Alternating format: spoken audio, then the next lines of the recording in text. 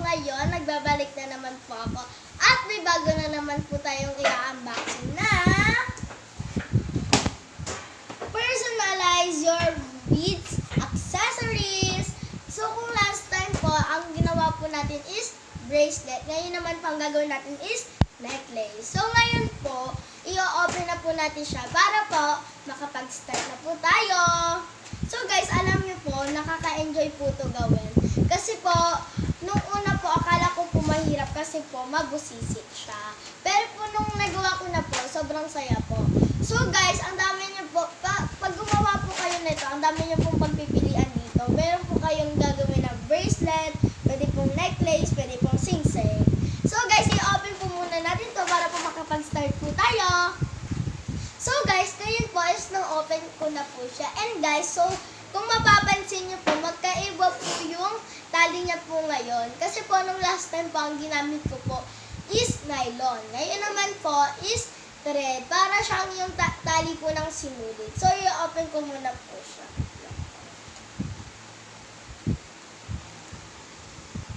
So, yun guys, nakakuha na po ako ng thread. Para po, yung sakto lang po sa leeg ko po. Ayan po. So, ngayon naman po, is kukuha po tayo ng beads. Ayan po. Kailangan po natin dito ng maingat. Kasi po, baka po mahulog yung mga beads po na pipiliin po natin.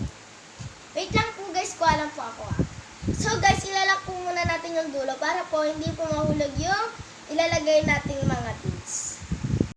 So ayan po guys, nabuhol ko na po yung dulo o natali ko na po siya.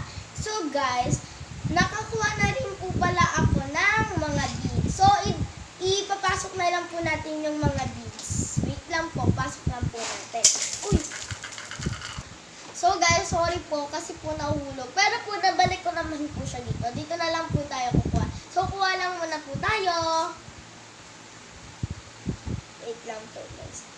Medyo magaganda po yung ano po niya. Yung mga beads niya po.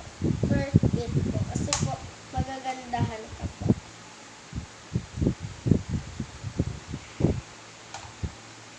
Sobrang ganda niya po guys. So guys, ito na po. Medyo anti pa lang po yung ano po natin, nalalagay po natin beads. Kasi po medyo mapusisi po siya. Kasi po, maliliit po yung butas. Pero okay lang po yun, labang lang po tayo.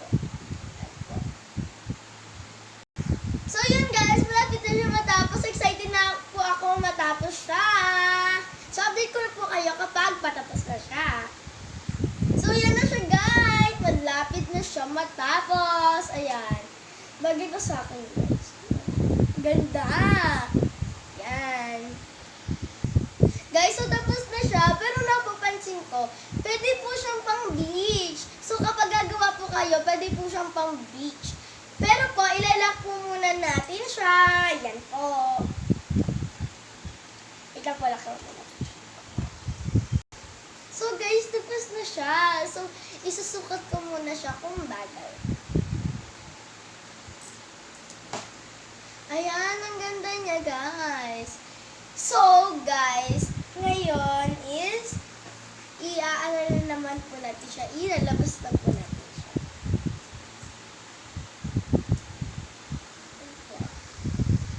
So guys, ito na po yung finished product ko. Ang ganda!